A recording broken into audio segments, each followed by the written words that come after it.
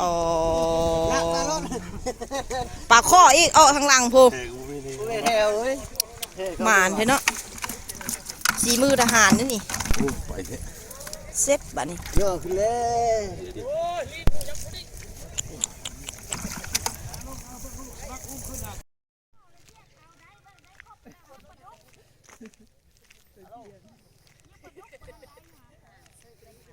ใจนุ่นพ่อยนุ่นอยู่พังนองพูดถึงแม่นองเว้ย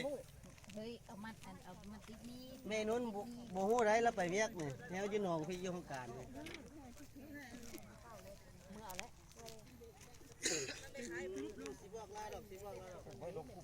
ท่านน่ะแค่สุภาพทุกไป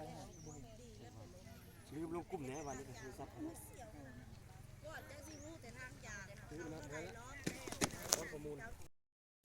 เกี่ยมลงหนองสนุมหนองใหญ่สมควรเนาะแต่ว่าแห่ดัง1,000,000กระดุงกระดัง15,000หรือว่าคนกำลังมาเตาโฮมแล้วนี่ทางคุณกับผู้ที่มักตึกกระดุงมักคลองแหทาง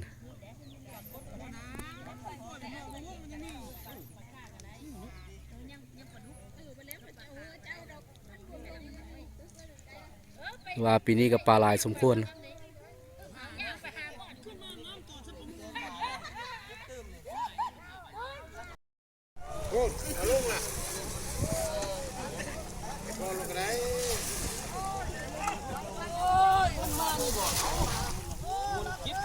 ปลาเขาบ่งอม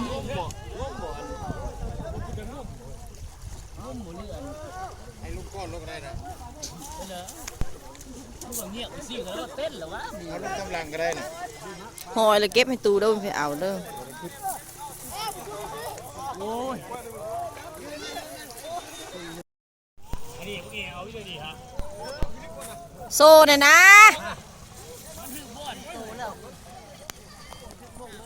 มีคือมันแห้งเลย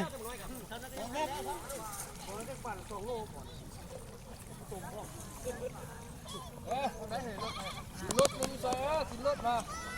เช่นนั้นแหละติดรถกระป๋องทิพย์ลบกินดิโอ้กูมีนี่นะ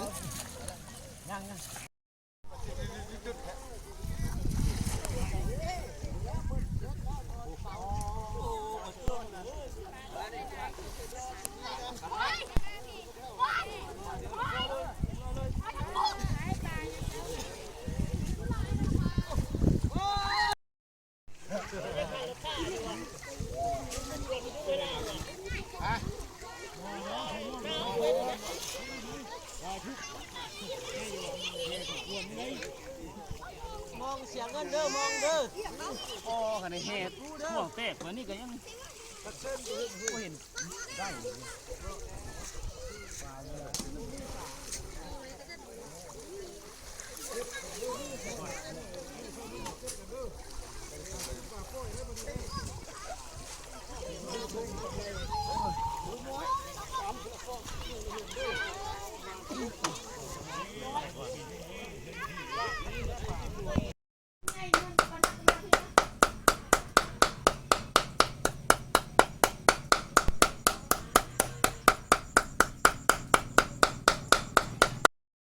มีเด้อเด้อ